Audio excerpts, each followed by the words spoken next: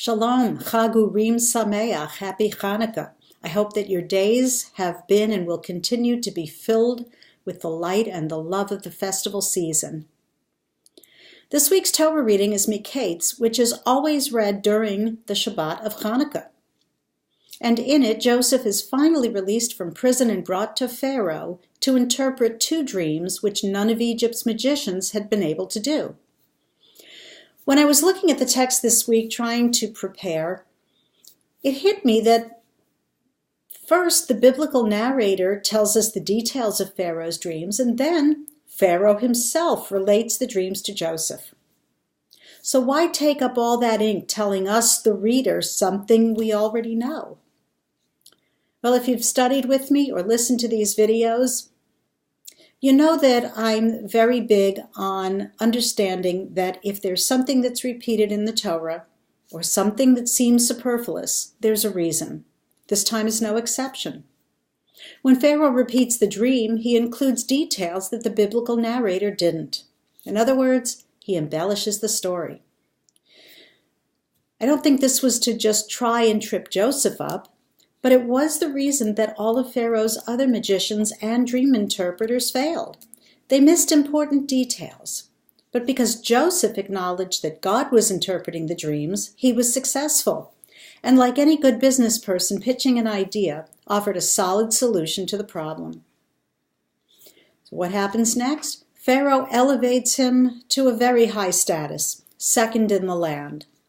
He's also given a woman named Asnat as a wife. And according to one midrash, one rabbinic legend, she was the daughter of Jacob and Leah's daughter Dinah, who had been raped by Shechem ben Hamor. This allows Joseph to still marry within the Israelite community, as his father and grandfather did before him.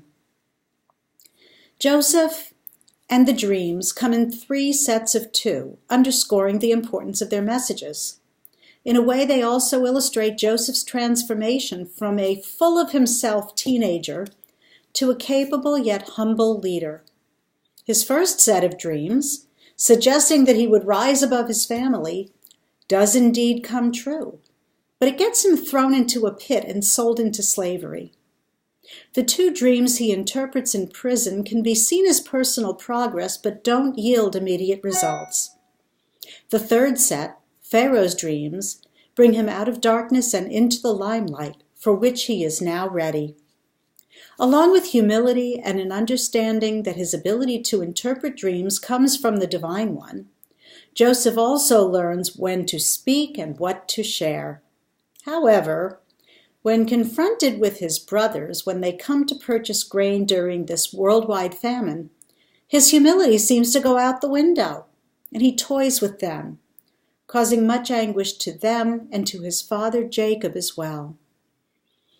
A biblical 2 steps forward, 1 step back in terms of personal growth and behavior. In next week's Torah reading, Joseph will reconcile with his brothers and be reunited with his father.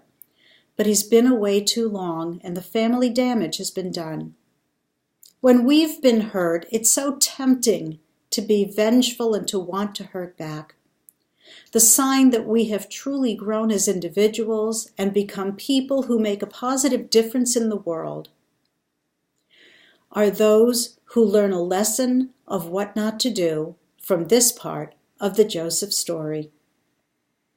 May your Hanukkah be filled with love and light, and may each of us bring light into the lives of others. Shabbat Shalom.